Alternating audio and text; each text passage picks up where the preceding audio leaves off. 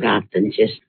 అలాగే కళ్ళు మూసుకొని ప్రభును స్తుతిస్తూ ఉండగా దేవుడు ఆరాధన చేసుకుందాం. దేవుడు మన మధ్యలోనికి దిగి వచ్చి మన ఆరాధనను అంగీకరించి స్వీకరించి స్తుతుల సింహాసనం మీద ఆసీనుడై మనతో మాట్లాడుతానన్న వాక్య ప్రకారంగా మనం ఆయన్ను స్తుతించి ఆరాధించి కనపరచవలసిన వారమై ఉన్నాం. హల్లెలూయా, హల్లెలూయా, హల్లెలూయా. మహోన్నతుడా నీకు వందనాలు, మహాగణుడా నీకు వందనాలు, పరిశుద్ధుడా నీకు వందనాలు, ప్రేమామయానికి వందనాలు, దయామయానికి వందనాలు, కనికర సంపన్నుడా వందనాలు, జాలిగల దైవమానికి స్తోత్రాలు స్తోత్రాలు స్తోత్రాలు. మంచి కాపరి నీకు వందనాలు. హల్లెలూయా. నీ ప్రేమ వర్ణించుట నా వల్ల కాదయ్యా, నీ కార్యము వివరించుట నా బ్రతుకు చాలదయ్యా, నీ ప్రేమను వర్ణించుట నా వల్ల కాదయ్యా, నీ కార్యము వివరించుట నా బ్రతుకు చాలదయ్యా. తండ్రి దేవా ఆనందమా నీ ఒడిలో నాకు సుఖము, తండ్రి దేవా ఆనందమా నీ ఒడిలో నాకు సుఖము. తండ్రి దేవా తండ్రి దేవా నా సర్వం నీవయ్యా, నీవుంటే నాకు చాలు.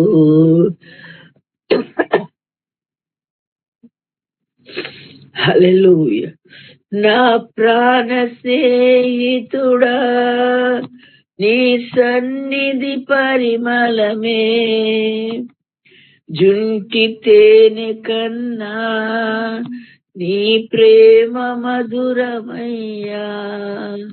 నా ప్రాణ స్నేహితుడా నీ సన్నిధి పరిమళమే, జుంటి తేనె కన్నా నీ ప్రేమ మధురమయ్యా. తండ్రి దేవా ఆనందమా నీ ఒడిలో నాకు సుఖము, తండ్రి దేవా ఆనందమా నీ ఒడిలో నాకు సుఖము. తండ్రి దేవా తండ్రి దేవా నా సర్వం నీవయ్యా, నీవుంటే నాకు చాలు. తండ్రి దేవా తండ్రి దేవా నా సర్వం నీవయ్యా, నీవుంటే నాకు చాలు. నా ప్రాణ ప్రియుడా హల్లెలూయా, నా ప్రాణ స్నేహితుడా నీ సన్నిధి పరిమళమే, జుంటి తేనె కన్నా నీ ప్రేమ మధురమయ్యా. తండ్రి దేవా నానమా నీ ఒడిలో నాకు సుఖము. తండ్రి దేవా నానందమా నీ ఒడిలో నాకు సుఖము. నా ప్రియుడా నా ప్రాణమా నిన్నారాధించెదను, నా జీవమా నా స్నేహమా నిన్నారాధించెదను, నా ప్రియుడా నా ప్రాణమా నిన్నారాధించెదను. నా జీవమా నా స్నేహమా నిన్నారాధించెదను. తండ్రి దేవా ఆనందమా నీ ఒడిలో నాకు సుఖము. తండ్రి దేవా తండ్రి దేవా నా సర్వం నీవయ్యా. నీ ఉంటే నాకు చాలు. హల్లెలూయా హల్లెలూయా హల్లెలూయా హల్లెలూయా హల్లెలూయా. మహోన్నతుడానికి వందనాలు, మహాగణుడానికి వందనాలు, పరిశుద్ధుడానికి వందనాలు, ప్రేమామయానికి వందనాలు, దయామయానికి వందనాలు, కనికర సంపన్నుడా వందనాలు.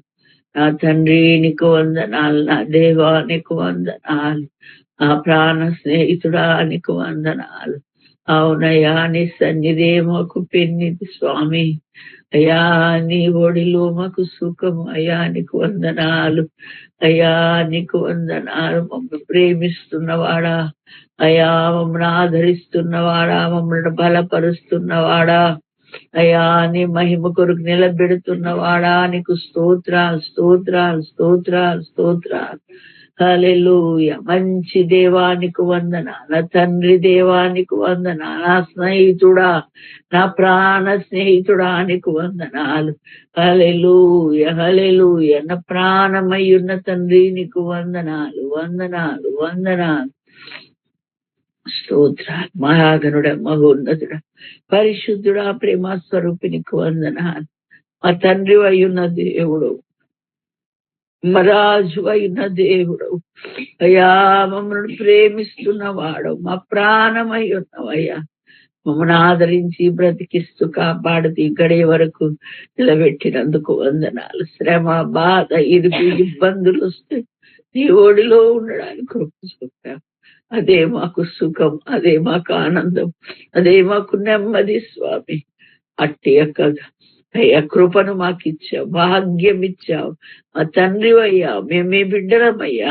మమ్మల్ని ఆదరిస్తూ అన్ని వేళ కాపాడుతూ నడిపిస్తున్నా వాడా నీకు మహిమను ఆరోపిస్తూ ఈ చిన్ని ఆరాధన మీ పాదాలకు సమర్పిస్తూ మీరే నాతో మాతో వాక్కులతో మాట్లాడి వాక్యము ద్వారా హెచ్చరించి బలపరిచి నీ మహిమ కొరకు నిలబెట్టుకోమని మీ కృప కలిగిన హస్తాలకు అప్పగించుకుంటూ యేసయ్య అతి శ్రేష్టమైన నామం అడిగి పొందుకొని ఉన్నాము తండ్రి.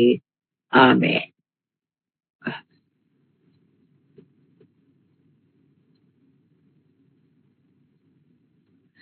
దేవుని పరిశుద్ధ నామమునకు మహిమ కలుగును కాక. ప్రభు పేరిట మీకందరికీ నా వందనాలు తెలియజేస్తూ ఉన్నాను. దేవుని వాక్యంలో నుండి కొన్ని సత్యాలు మనము నేర్చుకుందాం. పరిశుద్ధాత్ముడు నన్ను ప్రేరేపించి మీతో మాట్లాడమన్న ఈ సత్యాలను నేను బోధించడానికి ఆయన చెప్తే తప్ప నేను ఎప్పటికీ ఏమీ చెప్పలేను. కాబట్టి ఆయన చెప్పమన్నదే మీకు చెప్పడానికి నేను ధైర్యంగా ముందుకొచ్చాను. కాబట్టి ఈ వాక్యాన్ని మీరు జాగ్రత్తగా మనస్సున పెట్టాలని ఆశపడుతూ ఉన్నాను. మరొక విషయం ఏంటంటే, గత వారం మనము అద్భుతాల్లోకెల్లా అద్భుతం ఏంటి అంటే, మరి దేవుడు తిరిగి రానయ్యున్నాడు, మనల్ని తీసుకుని వెళ్ళనయ్యున్నాడు. భూమి మీదకి వచ్చిందే మహాద్భుతం. అయితే తిరిగి రెండవసారి నిన్ను నన్ను తీసుకుని వెళ్ళడానికి ఆయన రానయ్యున్నాడు మధ్యాకాశానికని. మనం కూడా ఆయనలాగే మనం వెళ్తామని అప్పుడు మనం వాక్యం ద్వారా నేర్చుకున్నాం. ఆయన అందరూ చూస్తుండగా పరలోకానికి ఎలా ఆరోహణమై వెళ్ళిపోయాడో ఒలివ కొండ దగ్గర, ఆయన మరలా మన కొరకు వస్తే మనం ఆయనలాగే మళ్ళా వెళ్ళి ఆయనను మధ్యాకాశంలో కలుసుకుంటాం. అంతకన్నా అద్భుతం మరొకటి లేదు. కాబట్టి మన బ్రతుకులో ఆయన ఏది చేసినా ఒక అద్భుతమే చేశాడు, ఒక ప్రణాళిక చొప్పున చేశాడు. తన యొక్క ఏర్పాట్లో మనల్ని ఉంచిన విధానం చూస్తే చాలా ఆశ్చర్యం, భయం కలుగుతుంది. ఎంత శ్రద్ధ ఒక మానవుడి మీద, ఎంతగా దేవుడు మనలను కనికరిస్తున్నాడా అనేది పరిపూర్ణంగా మన పట్ల ఆయనకున్న ప్రణాళిక, మన పట్ల ఆయనకున్న ఉద్దేశాలు తెలుసుకున్నప్పుడు మరింత ప్రభువుకు దగ్గర అవడం తప్ప, మరింత లోబడి భయపడడం తప్ప మరొకటి ఇంకోటి ఏది ఉండదు అన్నది మనం గ్రహిస్తూ ఉన్నాం. దేవుని వాక్యంలో నుండి ఆది కాండంలో నుంచి కొన్ని సత్యాలు మీకు బోధించమని పరిశుద్ధాత్ముడు నన్ను ప్రేరేపించగా నేను ముందుకు వచ్చాను.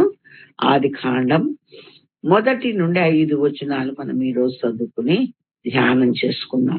ఆది యందు దేవుడు భూమి ఆకాశములు సృజించెను. భూమి నిరాకారముగాను శూన్యముగాను ఉండెను. చీకటి అగాధ జలముల పైన కమ్మి ఉండెను. దేవుని ఆత్మ జలముల పైన అల్లాడుచుండెను.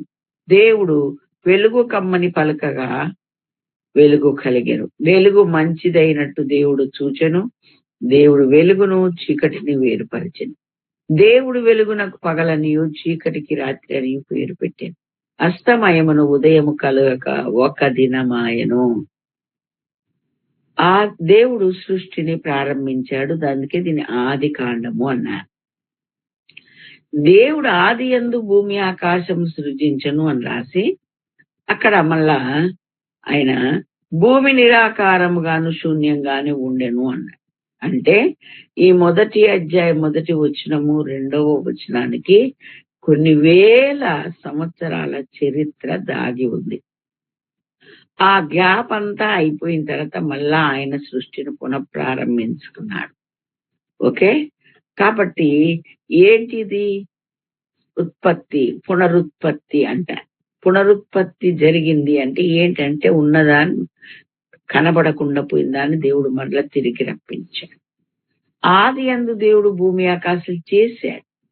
కానీ భూమి నిరాకారంగా శూన్యంగా ఎలా మారిపోయింది? చీకటి అగాధ జలముల మీద అల్లాడుచుంది అనడానికి ఆ పై వచనానికి 2వ వచనానికి కొన్ని వేల సంవత్సరాల చరిత్ర దాటి ఉంది.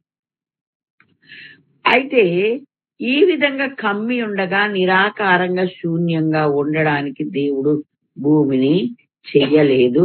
నివాస యోగ్యంగా ఉండడానికి దేవుడు దానిని చేశాడని మరి యెషయా గ్రంథంలో 48:18 వచనంలో 45-18 వచనంలో దేవుడు రాసి మన కొరకు పెట్టాడు. ఆకాశములకు సృష్టి యెహోవాయే దేవుడు. ఆయన భూమిని కలగజేసి దాన్ని సిద్ధపరిచి స్థిరపరిచి నిరాకారముగా ఉండునట్లు ఆయన దాన్ని సృజింపలేదు. నివాస స్థలమగునట్లుగా దాన్ని సృజించెను. మరేంటండి ఇక్కడ అలా ఎందుకుంది అని అంటే, అలా అయ్యింది, ఆయన చెయ్యలే. అందుకనే నిన్న దినం వాళ్ళకి వాక్యం చెప్పినప్పుడు చెప్పాను, నరులను దేవుడు యథార్థవంతులుగా సృజించను కానీ వారు వివిధ తంత్రాలు కల్పించుకున్నారని ప్రసంగి 7:29లో రాయబడి ఉంది. దేవుడు ఏం చేసినా మంచిదే చేస్తాడు. ఈ పిచ్చిది ఎందుకు చేశాడంటే, పిచ్చిది ప్రజలు చేశాడు, సాతాను గాడు చేశాడు అంతే తప్ప దేవుడు మంచిది ఎప్పుడూ చేయడు. మంచిదే చేస్తాడు, చెడ్డది ఎప్పుడు చేయడు. అర్థమైందా? కాబట్టి గ్రహించాల్సింది ఏంటిదంటే, దేవుడు భూమిని సృజించాడు, భూమి ఆకాశం సృజించాడు. మరి అవి నిరాకారంగా శూన్యంగా ఎలా మారే? దేవదూతలు పాపం చేసినప్పుడు అలా మారిపోయాయి. చీకటి అగాధ జలముల మీద కమ్మి. అందుకనే అట్లెందుకు చేశాడు దేవుడు? నువ్వు తలబట్టుకోక్కర్లేకుండా 45:18లో రాసి పెట్టాడు కదా. ఆయన అలా చేయలేదు. నిరాకారముగా ఉండునట్లు ఆయన దాన్ని సృజింపలేదు. నివాస స్థలముగా ఉండున్నట్లుగా దాన్ని సృజించాడు. అప్పుడు క్లారిఫై అయిందిగా మనకు. చెయ్యడు ఆయన అలాగా, ఏది చెయ్యడు. కాబట్టి గ్రహించాలి, దేవుడు చేయనదంతయు మంచిది అని కూడా బైబిల్ చెప్తూ ఉండగా మనము గ్రహించాల్సిన అవసరం ఎంతైనా ఉంది అని వాక్యం మనకు నేర్పిస్తూ, దేవునికి మహిమ కలుగునగాక. చీకటి అగాధ జలముల మీద కమ్మి ఉందంట. అలా కమ్మి ఉన్నప్పుడు ఇక్కడ ఏం జరిగింది? ప్రభు దేవుని ఆత్మ ఆ యొక్క జలములపై అల్లాడుతూ ఉంది. దేవుని ఆత్మ అలా అల్లాడడం ఏంటి అనంటే దేవుని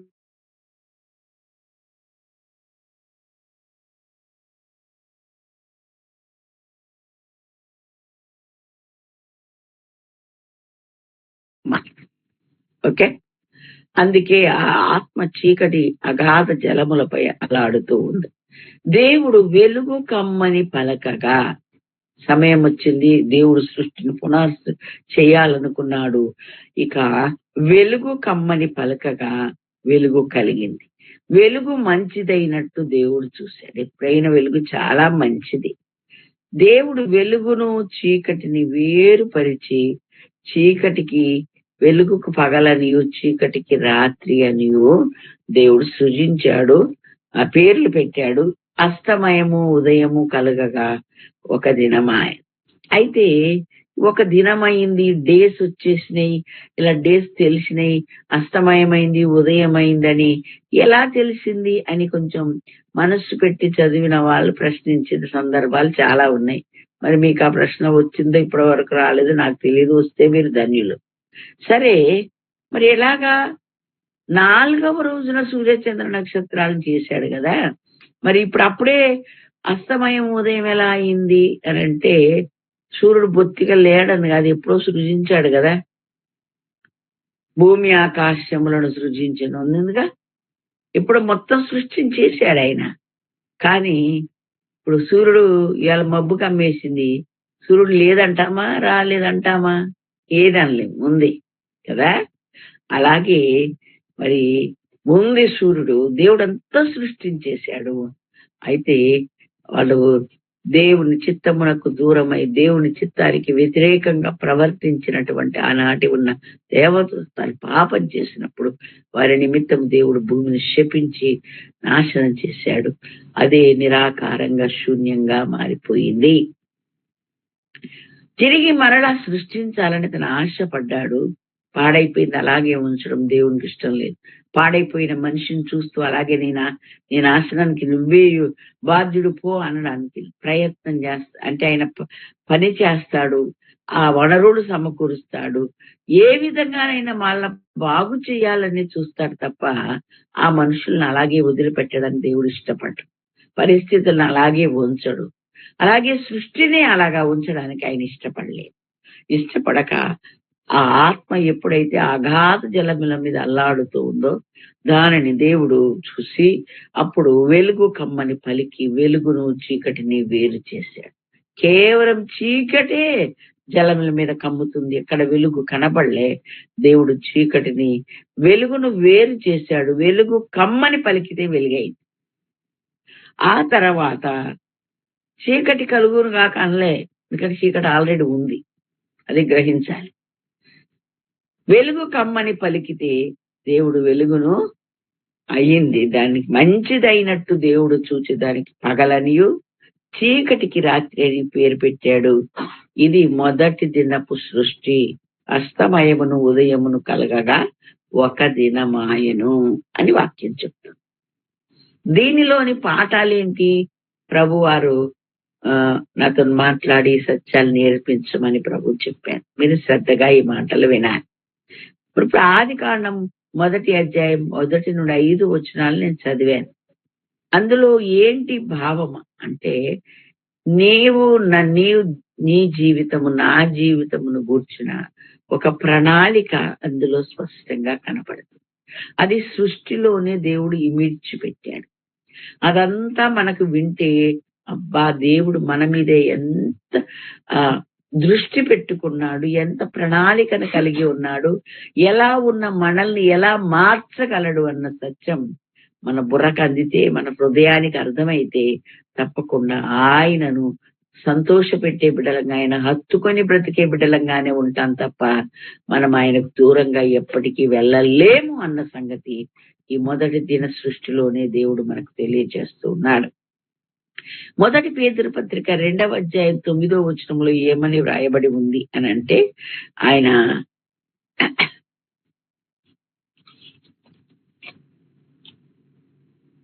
ఆశ్చర్యకరమైన చీకటిలో ఉన్న మనలను ఆశ్చర్యకరమైన తన వెలుగులోనికి పిలిచాడు అని రాయబడి. 1 పేతురు 2వ మీరు రిఫరెన్స్ రాసుకొని ఆ తర్వాత మీరు చదువు ధ్యానించండి.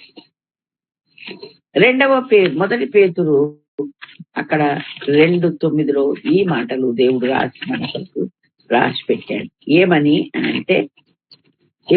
అంటే చీకటిలో నుండి అయితే మీరు చీకటిలో నుండి ఆశ్చర్యకరమైన తన వెలుగులోనికి పిలిచాడు. చీకటిలో ఉన్న మనల్ని ఆశ్చర్యకరమైన వెలుగులోకి, అంటే ఏ విధంగా సృష్టి అంతా చీకటిలో మగ్గిపోతుండగా వెలుగు కమ్మని పలికాడో, ఆ చీకటి బ్రతుకుల్లో, దేవుని ఎరగని బ్రతుకుల్లో, దేవునికి దూరమైన బ్రతుకుల్లో, దేవుడు లేని బ్రతుకుల్లో మనం బతుకుతుంటే అదంతా చీకటి బతికే. అందులో నుండి మనలను వెలుగులోనికి తన ఆశ్చర్యకరమైన వెలుగు, అంటే ఏ బల్బు ఆశ్చర్యకరమైనది కాదు సృష్టింపబడింది, ఆయనే ఆశ్చర్యకరమైన వెలుగు. కాబట్టి ఆయనలోనికి మనలను పిలిచాడు, ఆయన మహిమ కొరకు, ఆయనకు సాక్షులుగా మనలను బ్రతకడానికి. ఎందుకు అనంటే యోహాను సువార్త 8:12 ఏమని రాయబడి ఉందంటే దేవుడు లోకమునకు వెలుగై ఉన్నాడు అని రాయబడి ఉంది. మీరు రెఫరెన్స్లు రాసుకొని చదువుకోవాలని నేను చెప్తున్నాను. ఓకే, కాబట్టి ఆయన వెలుగై ఉన్నాడు. మనలందరినీ కూడా దేవుడు వెలుగై ఉండడానికి సృష్టించాడు, ఆయనలాగే ఉండడానికి సృష్టించాడు. అందుకే మత్తయి సువార్త 5:14 చెప్పాడు కదండి. ఏమని చెప్పాడు ఆయన? మీరు లోకమునకు వెలుగై ఉన్నారు. అంటే నేనేమై ఉన్నాను, మీరు కూడా అదే అయి ఉన్నారు. నేను అలా చేశాను, మిమ్మల్ని అలా ఉండాలని నేను కోరుకుంటున్నాను. అలాగా నేను మిమ్మల్ని చీకట్లో నుండి ఆశ్చర్యకరమైన ఆయన నా వెలుగులోకి మిమ్మల్ని పిలిచాను. కాబట్టి నేను ఎలాగా లోకానికి వెలుగై ఉన్నాను, మీరు కూడా లోకానికి వెలుగే అని చెప్తున్నాడు. అందుకని మీరు లోకమునకు వెలుగై ఉన్నారు గనక కొండ మీద నుండి పట్టణము మరుగై ఉండనేరదు. కొండ మీద నుండి పట్టణము మరుగై ఉండనేరదు గనక ఎవడైనా దీపమును వెలిగించి దీపస్తంభం మీదే పెట్టినట్లుగా మీరు కూడా అందరికీ వెలిగించు వారిగా మీరు ఉండాలి అని చెబుతూ దేవుడు మనలను సత్క్రియలు అనే వెలుగును వారి ఎదుట మీరు ప్రకాశింపనీయండి అన్నారు. మత్తయి సువార్త 5వ అధ్యాయం 14 నుండి 16 వరకు. మనుష్యులు మీ సత్క్రియలను చూచి పరలోకమందున్న మీ తండ్రిని మహిమపరచునట్టు వారి ఎదుట మీ వెలుగు ప్రకాశింపనేది. వెలుగంటే సత్క్రియలనే వెలుగును వారి ఎదుట మనం ప్రకాశింప చేయాలి, అంటే కనపరచాలి. అవే వెలుగై వాళ్ళను వెలుగులోనికి నడిపిస్తున్నాయి, మేము వెలుగని వారికి చూపిస్తుంది. కాబట్టి ఆయన మొదటి దినమున ఏ విధంగా చీకటిని వెలుగును చేసి రెండిటిని వేరుపరిచాడో, అలాగే ఒకప్పుడు దేవుని ఎరగకుండా, దేవుడు లేకుండా, దేవుని చూడకుండా, దేవుని ఈ మాటలు వినకుండా బతికిన బతుకంతా చీకటి బతికే. దానిలో నుండి దేవుడు వెలుగులోనికి మనలను పిలిచాడు. కాబట్టి మనము లోకానికి వెలుగని చెప్పాడు. నేను లోకానికి వెలుగైతే మీరు కూడా వెలుగే అయి ఉన్నారు అని చెప్పాడు. ఇంకా 1 తెస్సలోనిక పత్రికలో రాయబడి ఉంది. అది ఎక్కడండి అని అంటే తిమోతి పత్రికలకు ముందు ఉంటుంది, కొలస్సీ పత్రిక తర్వాత 5వ అధ్యాయము 5 నుండి నేను చదువుతున్నాను. మీరందరూ వెలుగు సంబంధులను పగటి సంబంధులనై ఉన్నారు అంటే అక్కడ ఏమని రాశాడు? కుమారులు పగటి కుమారులు అంటే దేవుడి కుమారులు. దేవుడు వెలుగు కదా, దేవుని కుమారులు అన్నమాట మనమంతా అయి ఉన్నారు అని చెప్తూ, ఇంకా ఏమని చెప్తూ ఉన్నాడు? మనము రాత్రి వారం కాము, చీకటి వారం కాదు. ఎప్పుడైతే చీకటిలో ఉన్న మనలను దేవుణ్ణి ఎరగకుండా ఉన్న మనము, దేవుడు ఎవరో తెలియకుండా ఉన్న మనల్ని ఆయన ఆ వెలుగైన ఆయనలోనికి మనల్ని పిలిచి చీకటైన మనలను వెలుగుగా ఎలాగ మార్చాడు, వెలుగులోనికి ఎలా నడిపించాడు, ఆయన ఎరుగునట్లు ఎలా చేశాడు, ఆయన కలిగి ఉండేలా ఎలా చేశాడో ఇక ఈ మనము ఎప్పటికీ ఇంకా చీకటిలో ఉన్న వారము, చీకటి సంబంధులము కాదు. మనం ఎవరము? రాత్రి వారం కాదు, చీకటి వారం కాము అని చెప్పు. కావున ఈ యొక్క రాత్రి వాళ్ళైతే ఏం చేస్తారంటే నిద్రపోతారట, మత్తులై ఉంటారట. నిద్రపోవారు రాత్రి వేళ అంటే మనము దైనందిన జీవితంలో ఎప్పుడు చురుకైన వారంగా బ్రతకాలి, చురుకైన వారంగా మనము ఉండాలి. ఎందుకని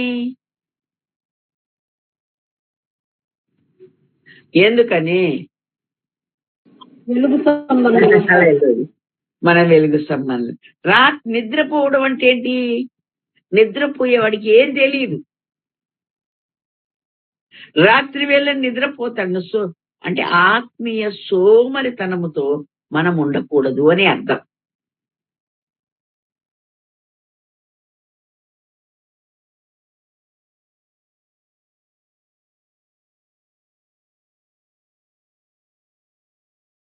వాళ్ళ కొరకే దేవుడు రెండవసారి రాబోతున్నాడని వాక్యం మనం నేర్చుకున్నాం. కాబట్టి మనం గ్రహించాల్సింది ఏంటంటే, మనము శరీరముతో ఉన్నను వెలుగైన బిడ్డలముగా, వెలుగు కుమారులముగా, పగటి కుమారులముగా, దేవుని సంబంధులంగా భూమి మీద బ్రతికినట్లయితే నిద్రపోవడంటూ ఉండదు, సోమరితనం ఉండదు, ఆధ్యాత్మిక చురుకుతనం మనలో ఉంటుంది, ఆధ్యాత్మిక మెలుకు మనలో ఉంటుంది. అసలు మనం ఏమై ఉన్నాము, ఏ స్థాయిలో ఉన్నాము, ఎక్కడ దాకా వచ్చాం, ఇంకా ఎంత ప్రయాణం ఉంది, ఏమన్నా అడిగితే చెప్తారండి? ఎక్కడ దాకా వచ్చేస్తానండి, నేను మా ఇంట్లోనే ఉన్నానుగా అంటావు. నీ ఆధ్యాత్మిక జీవిత యాత్ర, నీ ఆధ్యాత్మిక జీవితం యొక్క కొలమానం ఎంతవరకు పెరిగింది, ఎంతవరకు ఎదిగావు? దేవుడు నీ ఎదుట భూమి మీద నుండి పరలోకానికి ఒక నిచ్చెనగా యేసుక్రీస్తు నీ ముందు వేయబడితే ఆయనలో నువ్వెంత ఎదిగావు? ఒక నిచ్చెన వేయబడితే ఎన్ని మెట్లు ఎక్కావు చెప్పమ్మా అంటే ఏం చెప్తావు? ఇంకా మొదటి మెట్టు మీదే ఉన్నానండి.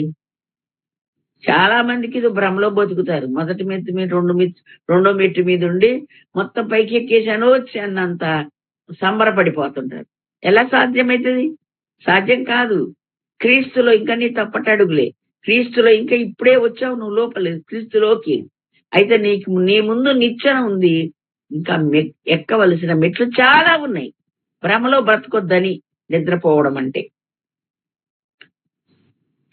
నీకు నీవు అర్థం చేసుకోవాలని, నీకు నువ్వు బేరీజ్ వేసుకోవాలని, నీకు నువ్వు పరిశీలించుకోవాలని, పరీక్షించుకోవాలని, చీకటి నుండి ఆశ్చర్యకరమైన తన వెలుగులోకి పిలిచాడు కదా. ఇప్పుడు మనం పగటి సంబంధం, వెలుగు సంబంధం, దేవుని బిడ్డలం. ఆయన వెలుగై ఉంటే మనల్ని వెలుగై ఉండమని చెప్పాడు దేవుడు. ఆ చెప్పినటువంటి ఆ దేవుడు మనతో అంటాడు, ఇక మీరెప్పటికీ పగటి సంబంధులే గాని, పగటి కుమారులే కాని, రాత్రి సంబంధులు, రాత్రి బిడ్డ కార్మీలు, లోకము, సాతాను సంబంధులైన వారిని చీకటి సంబంధులు అంటారు వాళ్ళని. మనము లోక సంబంధులము కాదు, లోకం నుండి బయటికి తీసుకురాబడ్డా. యేసయ్య మనల్ని పిలిచాడు, ఆయనలోకి పిలిచాడు, ఆయన వెలుగై ఉన్నాడు, ఆయనలాగా మనల్ని కూడా చేశాడు. మరి నువ్వు నిద్రపోవడం అంటే అసలు నీ సోయి నీకుండదు. రాత్రిపూట నిద్రపోయే దాని గురించి దేవుడు చెప్పట్లే. అలసిపోతాం, పనులు చేసుకుంటాం, రాత్రి అయితే నిద్ర పోవాలి కనుక నిద్రపోతాం, దయాలా జరగకుండా. అంతేనా? అయితే ఇక్కడ ఏం చెప్తున్నాడు దేవుడు? నువ్వు క్రీస్తులో ఎంత ఎదిగావో నిన్ను నీవు పరిశీలించుకొని, ఇంకా నేను ఎక్కవలసిన మెట్లు చాలా ఉన్నాయే, నేను ఇంకా ఇక్కడే చతికిల పడిపోయానే, నేను ఇంకా ఒక్క మెట్టు మీదనే ఉన్నానే, రెండో మెట్టు మీదనే ఉన్నానే అని ఎవరికి వాళ్ళు పరిశీలించి చూసుకొని ఆ మెట్లన్నీ ఎక్కడానికి ప్రయత్నించిన వాళ్లే వెలుగు కుమారుడు. లేకపోతే నిద్రపోయే వాళ్ళుగా ఉంటే రాత్రి సంబంధులే అవుతారని దేవుని వాక్యం మనకు చక్కగా బోధిస్తూ ఉంది. దేవునికి మహిమ కలుగును గాక. మనము పగటి వారమై ఉన్నాము గనక మత్తులమై ఉండక విశ్వాస ప్రేమలను కవచము, రక్షణ నిరీక్షణను చిరస్త్రారము ధరించుకుందాము. ప్రభు అయిన దేవుడు మనలను రక్షణ పొందుటకే పిలిచాడు తప్ప మరి మనలను ఉగ్రత పాలగుటకు పిలవలేదు అని చెప్తూ మనము మేలుకొని ఉన్నను అంటే రాత్రిపూట నిద్రపోయే ఆ నిద్రన్న దేవుని బిడ్డలంగా ఉండాలి. ఇదిగో ఇక్కడికి ఎక్కిరండి అంటే 10 మంది కన్యకలు నిద్రపోయారు, 5 అందరూ లేచారు. కానీ సరే ఆ స్వరం విని లేవగలగాలి. లేవడమే కాదు, సిద్ధపడి ఉండాలి. సిద్ధపడి ఉన్న వాళ్ళు మాత్రమే ఆ లోపలికి వెళ్ళగలుగుతారని మత్తయి సువార్త 25 అధ్యాయంలో మనం చాలా సార్లు విన్నాం, తెలుసుకున్నాం. కాబట్టి గ్రహించాలి, దేవుడు మనల్ని ఆశ్చర్యకరమైన తన వెలుగులోకి పిలిచాడు. మీరిక వెలుగు సంబంధులే తప్ప చీకటి సంబంధులు కాదని చెప్పాడు. మీరు లోకానికి వెలుగై ఉన్నారు. నేను ఎలా లోకానికి వెలుగై ఉన్నాను, మీరు కూడా వెలుగై ఉన్నారు. మరి వెలుగైతే ఎంతమందికి వెలుగు చూపిస్తున్నావు? నీ దీపం ఆరిపోతుందో చూసుకో. నువ్వు నిద్రావస్థలో ఉన్నవేది చూసుకో. అసలు నీకు నీవే ఏ స్థాయిలో ఉన్నావు, ఏ స్థాయికి ఎదిగావు తెలియకుండా నిద్రమత్తులో ఉన్నావు. కాబట్టి నిద్రపోవాడికి ఎక్కడున్నారు, ఎలా ఉన్నావు, ఏమున్నది ఏమీ తెలియదు. మరీ భయంకరమైన మత్తు నిద్రలో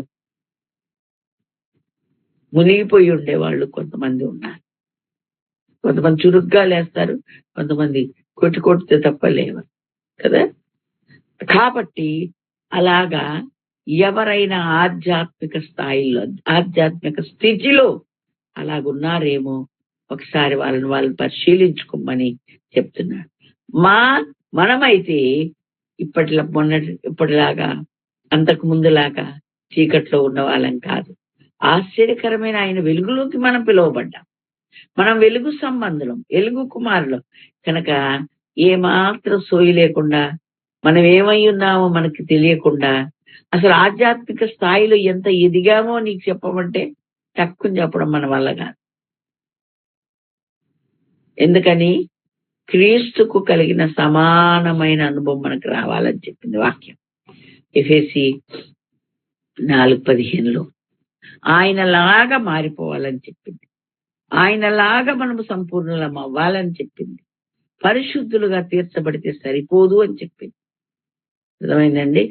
క్రీస్తు వలె సత్యమే చెప్పుతూ క్రీస్తు వలె మనం అన్ని విషయంలో ఎదుగుదాము. ఎలాంటి ఎంతవరకు ఆయనకు కలిగిన సమానమైన అనుభవం. దేవునికి స్తోత్రం, హల్లెలూయా. ఏం చేస్తే పుట్టిన వాడంత ఎత్తు ఎదిగాడు, ఆరోహణమయ్యేంతగా ఆయన ఉన్నాడు.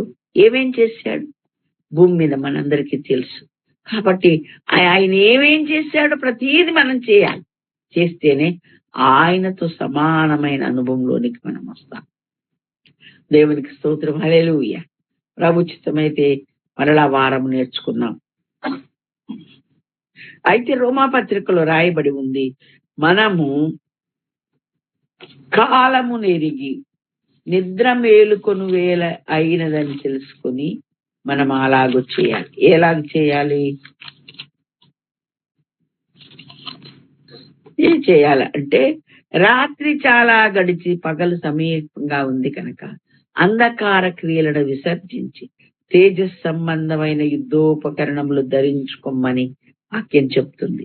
అంధకార క్రియలు ఏంటంటే అల్లరితో కూడిన ఆటపాటలట, మత్తట, కామ విలాసాలు, పోకిరి చేష్టలు, కలహము, మత్సరం ఇవన్నీ కలిపి ఇవి ఉంటే అంధకార సంబంధమైన క్రియలు.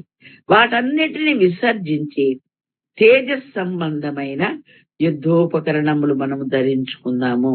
ఏంటా యుద్ధోపకరణములు? ఇంతకు ముందే చెప్పాం కదా, దేవుని వాక్యములో ప్రేమ, మరి ఎఫెసీ పత్రికలో ఉంది. ఏమని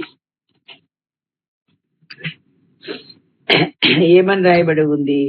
ఏలయనగా మీ నడుముకు సత్యమును దట్టి కట్టుకు నీతి అను మైమరుపు తొడుకొని పాదములకు సమాధాన సువార్త వలనైన సిద్ధ మనసు తొడుక్కొని జోడు తొడుక్కొని మరి విశ్వాసమని డాలు పట్టుకోండి. మీరు దుష్టుని అగ్ని బాణములని ఆర్పక శక్తిమంతులు అవ్వాలి. రక్షణ అనే చిరస్థానం, దేవుని వాక్యమైన ఆత్మ ఖడ్గం, ఇవన్నీ ఉండాలి. ఉన్నాయా మీకు? అంటే టక్కుని చెప్పగలరు అన్నీ ఉన్నాయని. అదే ఆధ్యాత్మిక సోమరితనం. అలా చెక్ చేసుకోవడం మీకు చేత కాదు. చెక్ చేసుకోవడానికి అసలు తెలియదు, అసలు ఆ సోయే లేదు. ఆ యొక్క ఆలోచనే లేదు. అసలు నేను ఎక్కడ దాకున్నాను, ఎంతవరకు ఎదిగాను, ఎంతవరకు ఇంకా ఎదగాల్సి ఉంది, ఇంకా మిగిలినంత. మరలా ప్రభు అయిన యేసుక్రీస్తే పరలోకం నుండి భూమి మీదకి వేయబడిన ఒక నిచ్చెనైతే అది యోహాను సువార్త 1వ అధ్యాయం 51వ వచనము 52 వచనాలు అనుకుంటే అక్కడ రాయబడి ఉంది. చెప్పాడు, నతనీయులతో దేవుడు చెప్తుంటాడు, ఎక్కుచూ దిగుచూ దూతలు ఉంటారు అనేది యేసుక్రీస్తే నిచ్చెన మనకు. కాబట్టి ఆ నిచ్చెన అయిన యేసుక్రీస్తు ఎన్ని మెట్లు ఎక్కాం, ఎంతగా ఆయనలో ఎదిగావు, ఎంతగా ఆయన రూపాన్ని నువ్వు దాల్చుకున్నావు, ఆ రూపంలోకి మార్చబడ్డావు, ఆయన గుణ లక్షణాలు ఎంతగా అలవాటు చేసుకున్నావు. 6 నెలలు సావాసం చేస్తే నా నీళ్ళు అవుతారు, వీళ్ళు వాళ్ళు అవుతారు అంటాడు. నువ్వు రక్షణ పొంది ఇన్ని సంవత్సరాలని మళ్ళీ చెప్తావు పెద్ద గొప్పగా. ఏది, ఎక్కడ నువ్వు ఎదిగా అని ప్రభువే నిలదీశాడు అనుకో, చెప్తామా జవాబు? ఆయనలాగా ఎదిగామా, ఆయనలాగా ఉన్నామా? ఎక్కడ దాకపో సగమైన ఎక్కావా? చక్క ఉంటే ఇంకేమనాలి, నిద్ర పట్టుద్దా? ఇంకా చక్క ఎక్కాల్సిన మెట్లు చాలా ఉన్నాయి కదా అని హాయిగా మనం మరిచిపోయి మనల్ని మనం ఆదమర్చిపోయి పడుకోగలుగుతామా? లేదు కదా. కాబట్టి గ్రహించాల్సింది ఏంటి అనంటే, నీవు పగటివారుగా మనం బతకాలి. వెలుగైన దేవుణ్ణి చూపించుటకు నీవు కూడా వెలుగై బతకాలి. ఇంకా స్పష్టంగా ఎఫెసీ పత్రిక 5:8 నుండి మనం చదువుకుంటే, మీరు పూర్వమందు చీకటి అయి ఉంటిరి, ఇప్పుడైతే ప్రభువునందు వెలుగై ఉన్నారు. వెలుగు ఫలము సమస్త విధములైన మంచితనము, నీతి, సత్యమును వాటిలో కనబడుతుందంట. చూసారా? మనం పూర్వమందు చీకటి అయి ఉన్నాం, ఒప్పుకుంటున్నాం. కానీ ఇప్పుడైతే ప్రభువునందు మేము వెలుగు. ఒకప్పటి సంగతి ఎందుకు, ఇప్పుడు ఏమై ఉన్నాము అదే కదా. ఇప్పుడు క్రీస్తు యేసునందు ఉన్న వారికి ఏ శిక్షా విధి లేదు. ఇప్పుడు క్రీస్తు యేసునందు నిద్రించిన వారు మొదట లేస్తారు. ఇప్పుడు ఏమై ఉన్నాము దాన్ని బట్టి దేవుడు మనకు ఫలమిస్తాం. అయితే మనం పూర్వమందు చీకటి అయి ఉన్నాం, కరెక్ట్. అయ్యి ఇప్పుడు ఏమయ్యాం, వెలుగు అయి ఉన్నాం. అయితే ఆ వెలుగు ఫలము మనలో కనపడాలి. వెలుగు ఫలము సమస్త విధములైన మంచితనం ఉందా మనకాడ? మంచితనం, అలాగే నీతుందా, సత్యం అని వాటిలో కనపడుతుందట.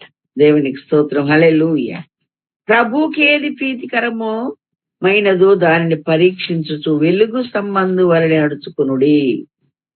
మా ఆయనకి ఏది ఇష్టమో, మా అమ్మకి ఏది ఇష్టమో, మా ఏ విధంగా ఆలోచనలు, మా బిడ్డలకి ఏమి ఇష్టమో, నా కొడుకు ఏది ఇష్టమో, ఇది ఆలోచనలు ఉంటాయి. కానీ ప్రభుకి ఏది ఇష్టమో అనిపించదే చాలా మందికి అసలు ఆలోచనే ఉండదు. వాళ్ళే నిద్రపోయేవాళ్ళు.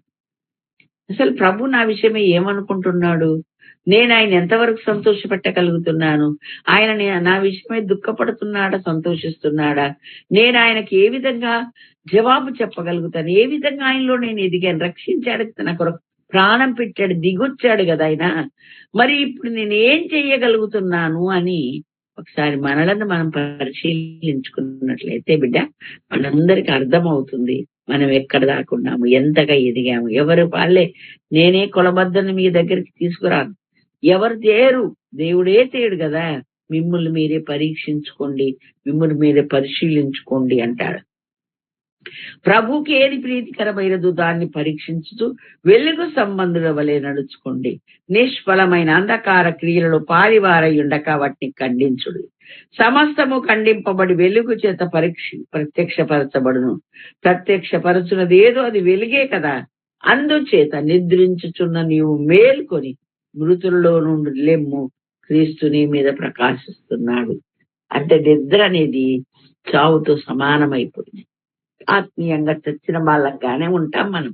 ఆత్మీయ సోమరితనం అనే నిద్ర మనలో ఉంటే అసలు నీవు ఏ స్థాయిలో ఉన్నావో, ఏ స్థితిలో ఉన్నావో, ఏ విధంగా బ్రతుకుతున్నావో, నీకు ఇష్టమైంది నువ్వు చేసుకుంటావు, నీ పిల్లలకి ఇష్టమైంది, నీ భర్తకి ఇష్టమైంది చూసావు, ఆలోచించావు. కానీ ప్రభుకి ఏది ప్రీతికరమైనదో అదే చేయాలన్న ఆలోచన లేని వాళ్ళు చాలా మంది ఉన్నారు. అందుకే నువ్వు నిద్రపోతున్నట్టు సమానం.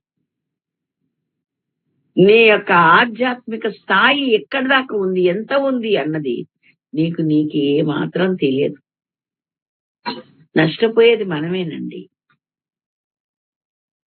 కాబట్టి మనం ఎప్పటికప్పుడు చాలా వెలుగులోకి వచ్చిన మనము, వెలుగై ఉన్న మనము సత్క్రియలు అనే వెలుగును ప్రకాశింపచేయాలి.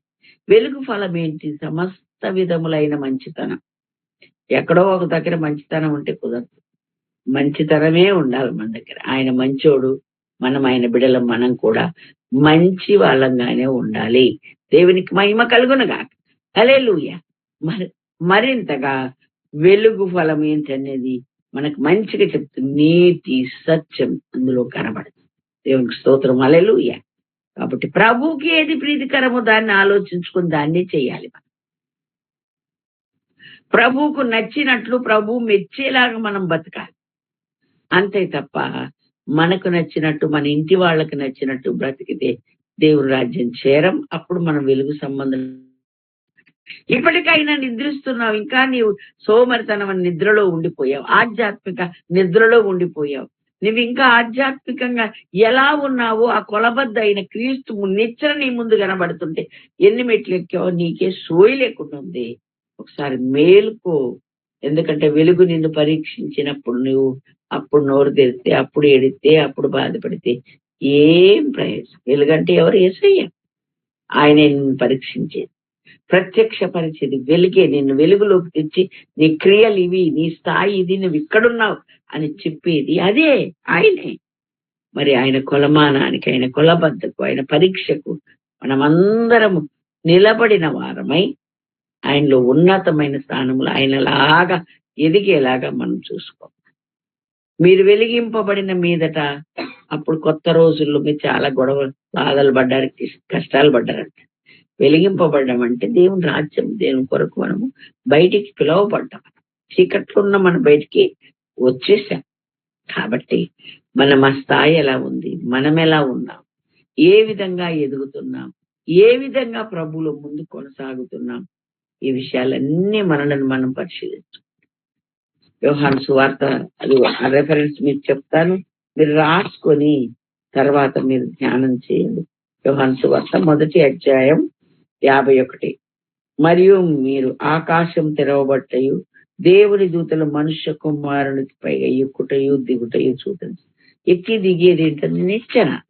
ఇప్పుడు మనుష్య కుమారుడు ఏమో మనకు నిచ్చెన అయ్యాడు. ఎక్కడికి నిచ్చెన అయ్యాడు? పరలోకం వెళ్ళడానికి మనకు ఆయన నిచ్చెన అయ్యాడు కదండి. అయితే ఆయనలో నువ్వెంత ఎదిగావు, ఎన్ని మెట్లు ఎక్కావు, ఎంతగా రీచ్ అయ్యావు, ఆయన కలిగిన సమానమైన అనుభవం ఉందా? ఇప్పుడే పాట పాడుకున్నాం, ప్రభు ప్రేరేపిస్తే ఏమని? జీవితంలో నీలా ఉండాలని పాట పాడితే చాలు, ధ్యానిస్తే చాలదు, అలా మారిపోవాలి, అలా బ్రతకాలి, ఆ క్రియలు మనలో కలిగి ఉండాలి అని దేవుని వాక్యం ద్వారా మనం తెలుసుకుంటున్నాం. ఆది కాండంలో మరి 28వ అధ్యాయంలో యాకోబుకు చూపించిన నిచ్చెన ఎవరంటే యేసుక్రీస్తే. నేనంటాను, అసలు ఆ నిచ్చెన, ఆ కళ రాగానే అసలు అది ఏంటయ్యా, నాకు తెలియట్లేదయ్యా, ఒకసారి నాకు తెలియచేయ్యా అని ఎంత అడిగితే ఎంత బాగుండండి. ఏం అడగలే, ముద్దు కదా. ఆ నిచ్చెనే ప్రభు యేసుక్రీస్తు. ఆయనలో నువ్వు ఎన్ని మెట్లు ఎక్కావు? పరలోకానికి భూమికి వేయబడిన నిచ్చెన ఆయనే అని చెప్పారు. మళ్ళా మనుష్య కుమారునికి పైగా ఎక్కుతూ దిగుతూ ఉండడం మీరు చూస్తారని చెప్పాడు. పరలోక మార్గం ఏంటయ్యా అంటే నేనే మార్గం, నేనే సత్యం, నేనే జీవం అన్నాడు. దేవునికి స్తోత్రం. హల్లెలూయా. యోహాను 14:6లో మనకు దేవుడు చెప్పాడు, నేను నివాసం మీ కొరకు సిద్ధపరచడానికి వెళ్తున్నాను, నేనున్న నివాసంలో మీరును ఉండేలాగా మరలా నేను వచ్చి మిమ్మల్ని తీసుకెళ్తానంటే మొత్తం అందరినీ తీసుకెళ్ళిపోతాడని సంబరపడిపోవచ్చు. తన కొరకు కనిపెట్టు వారి కొరకు ఆయన రెండోసారి వస్తాడు. సిద్ధపడి ఉన్న వారిని మాత్రమే లోపలికి పిలుస్తాడు. 5గురిని బయట ఎందుకు పెట్టాడు? అలా ఏం సిద్ధపడలే. ఓవర్ కాన్ఫిడెన్స్ అన్నమాట. మేము బాగానే ఉన్నాం, అక్కర్లా, ఏం అవసరం, మా దగ్గర దీవితులు, మా దగ్గర సిద్ధులున్నాయి. ఈ విధంగా మేము కన్యకలమే, మాకు తెల్లని వస్త్రాలు, మా ధ్యేయం పెళ్లి కుమారుని ఎదుర్కోవడమే. మొదటి నుంచి చెప్తున్నాం కదా, మేము పరలోకం వెళ్ళి తక్కి సిద్ధపడి ఇక్కడికి వచ్చామంటారు. తీర దగ్గరికి వస్తే వాళ్ళు దీపాలు ఆరిపోయినాయి, ఎందుకంటే వాళ్ళకి తగిన సిద్ధపాటు లేదు. కాబట్టి ఆది కాండం 1వ అధ్యాయం 1వ వచనములోనే మన ఆధ్యాత్మిక పాఠాలు ఇంతగా దేవుడు అందులో ఇమిడ్చి పెట్టాడు. నువ్వు ఏ విధంగా ఉన్నావు, ఏ విధంగా క్రీస్తులో ఎదుగుతున్నావు, ఏ విధంగా ఆయన మహిమ కొరుకుంటున్నావు, ప్రభువుకు ఏది ప్రీతికరమైనదో అది ఎరిగి అది చేస్తున్నావా? వెలుగు అంటే వెలుగులాగే ఉన్నావా? వెలుగు ఫలాలు మీ దగ్గర ఉన్నాయా అని మనందరినీ దేవుడు ప్రశ్నిస్తాడు. ఇందులో ఒకరిని అడిగి ఒకరు లేదు. అందరికీ పరీక్ష పెడతారు. బాగా రాసినోడే గెలుస్తాడు, శ్రద్ధ పెట్టినోడే గెలుస్తాడు. ఏ శ్రద్ధ లేదు, ఏ సోయి లేదు, ఎలా పడితే అలాగే బతికే వాళ్ళు ఉంటారు చూడు, వాళ్ళకి అసలు వాళ్ళు విడవబడతారు, ఆ తర్వాత ఏడుస్తారు. అంతకన్నా ఏమీ లేదు. అయ్యా అయ్యా మాకు తలుపు తీయమని ఎంత కొట్టుది, ఏమైంది, ఏమైనా ప్రయోజనం అయిందా? ఏం ప్రయోజనం? కాబట్టి అలాంటి అవివేక అజ్ఞానమైన ఆవదు సంఘంలో మనం ఉండొచ్చు. మనం ప్రత్యేకించబడిన వారం, దేవుళ్ళు ఎదిగే వారంగా, వెలుగై ఉంటే వెలుగు ఫలం కలిగి ఉన్నట్టుగా, వెలుగై ఉంటే వెలుగు ఆయనలాగే లోకాన్ని మనకి కనిపించేవారు, ఆయనలాగే ఎదిగేవాళ్ళ, ఆయనను పోలి బ్రతికేవాళ్ళం. ఆయనలో గుణ లక్షణ మంచితనం అంతా ఆయనదే. ఆ మంచితనం నీలో ఉందా? నేను మంచిగున్నాండి, నేను మంచిగున్నాను చెప్పుకుంటే కాదు, మంచితనం కనపడాలి, క్రియల్లో కనపడాలి. మంచితనము, వెలుగు, సత్యం అని వాటిలో కనపడుతుంది. దేవునికి స్తోత్రం, హల్లెలూయా. నీతి ఉండాలి, సత్యం ఉండాలి. సత్యం అంటే దేవుని వాక్యం, సత్యం అంటే సత్యమే. కాబట్టి మనం ఎట్లా ఉన్నాం, మన పరిస్థితి ఎలా ఉంది, మనల్ని మనం పరిశీలించుకొని, మన మొదటి రోజు సృష్టిలోనే మన కొరకైన ఇన్ని ఆధ్యాత్మిక సత్యాలు దేవుడు ఇమిడ్చి పెట్టాడు. అంటే క్రీస్తులో మనం అంతగా దినదినం ఎదగాలి అని ఆశపడి సృష్టిలో ఒక మనము ఆధ్యాత్మికంగా ఒక భాగమైనట్లుగా దేవుడు మనకు చూపించాడు. కాబట్టి చీకటిలో ఉన్న మనల్ని దేవుడు ఆశ్చర్యకరమైన వెలుగులోనికి పిలిచాడు కదా. మనము కూడా అలాగే మరి వెలుగులో ఉన్నట్టుగానే నడుచుకుందాం. మళ్ళీ చీకటి వైపు కానీ, చీకటి అయితే రాత్రికి నిద్రపోతారు, అంటే నిద్రపోయే వాళ్ళంగా మనం ఉండకుండా పగటి సంబంధుల్లాగా ఆత్మలో మెలకువగలిగిన వారంగా, పెళ్లి కుమార్తె సంఘంగా మార్చబడి పెళ్లి కుమారుని కొరకు ఎదురు చూచే వారంగా మనం ఉండాలి. దేవునికి మహిమ కలుగునగాక. పల్లవి చక్కని సాక్ష్యం చెప్పింది. అది విన్నప్పుడు నాకు సాక్ష్యం గుర్తొచ్చింది. మా పెద్దన్నయ్య అంటే ఫస్ట్ బోర్న్ మా మమ్మీ ఇట్లాగే డాడీ డ్యూటీకి వెళ్ళిన మాటలు వస్తా ఉంటే అన్ని చెప్పేదంట. అన్ని చెప్తూ ఉండి 4 years వచ్చేటప్పటికి మమ్మీతో కలిసి ప్రార్థించేంత ఆ స్థాయికి వచ్చాడు ఆ బాబు. 4 years అంటే ఆ ప్రార్థనలో కలిసి ప్రార్థన చేసి ప్రార్థన చేయమంటే చేస్తారేం కానీ మమ్మీ ప్రార్థన అంతా ఎంతసేపు ప్రార్థన చేసినా అంతసేపు వినగలిగిన ఆ మెలకు ఆ ఓపిక ఉంటుందా? సాధారణంగా ఉండదు. కానీ మా అన్నయ్య అలా ఉన్నాడంట. అమ్మ గమనించి నువ్వు ముందు ప్రార్థన చేయనానా అని తను ప్రార్థన చేశాక తను ప్రార్థన చేస్తే అమ్మ కూడా ప్రార్థన అంతా ముగించి ఆమెననే వరకు మెలుకుతాను ఉండి, ఆమెనన్న తర్వాత అమ్మా నేను ఒక మాట అడిగితే చెప్తావా అన్నాడంట. చెప్తా బిడ్డ, ఏంటి అని అంటే, ఏసయ్య చిన్నపిల్లల ప్రార్థన వింటాడా అన్నా. ఎందుకు వినడు బిడ్డ? తప్పకుండా వింటాడు అనంటే, అయితే నేను ఎవరెవరి కొరకు ప్రార్థన చేశాను వాళ్ళందరి కోసం నువ్వెందుకు చేశావు అన్నాడంట. అంత చిన్న వయసులో దేవుని ఇంతమంది కొరకు ప్రార్థించాలి అన్న ఆ జ్ఞానం ఉండడము, మళ్ళీ నేను ప్రార్థన చేసినానికి మరి నువ్వెందుకు చేశావు, నేను చేస్తే వింటాడుగా అనే విశ్వాసం ఉండడము ఆశ్చర్యపోయిందండి మా మమ్మీ. దేవునికి మహిమ కలగనగాక. ఏంటంటే మనము పిల్లల్లోకి చూపిస్తున్నటువంటి, వాళ్ళకు నేర్పిస్తున్న వాళ్ళ విషయమైన మన శ్రద్ధను బట్టి వాళ్ళు అలా తయారవుతారు. గుడ్ బిడ్డ, నువ్వు మంచి పని చేస్తున్నావు, దేవుడు నేను దీవించును గాక, నీ బిడ్డలు అలాగే ఎదుగును గాక. మీరందరూ కూడా సండే స్కూల్లో నేర్చుకోవాలి, లేకపోతే పాస్టర్ గారు వాక్యం చెప్తుంటే వింటారులే నేర్చుకుంటారులే అనే అలాంటి వద్దు. అలాంటి ఆలోచనలు ఉండకుండా ముందు నువ్వే గురువు, నువ్వే వాళ్లకు నేర్పించాల్సిన ఒక మంచి తల్లివి, టీచర్, గురువుగా వాళ్ళకి నేర్పాలి. వాళ్ళు నడవలసిన త్రోవను వారికి నేర్పని మనకు చెప్తే నువ్వే నేర్పించయ్యా అని తిక్క ప్రార్థన చేయకండి. మీరు నేర్పండి. మీ జీవితమే ఒక మంచి మాదిరిగా ఉండనివ్వండి. ఎప్పుడు చెప్తాను, మీరు చేసేది చేస్తారు, మీరు చెప్పేది చెయ్యాలి. తెలిసిందా? ఆడియోస్ మానేసి వీడియోస్ పెట్టండి అని నేను ఎప్పుడు చెప్తూ ఉంటాను.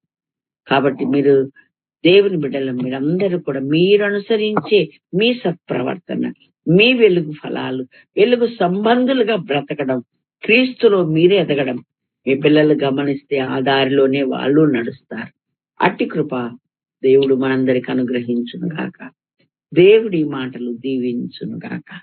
ప్రార్థన చేసుకుందాం అందరూ తరలుగా.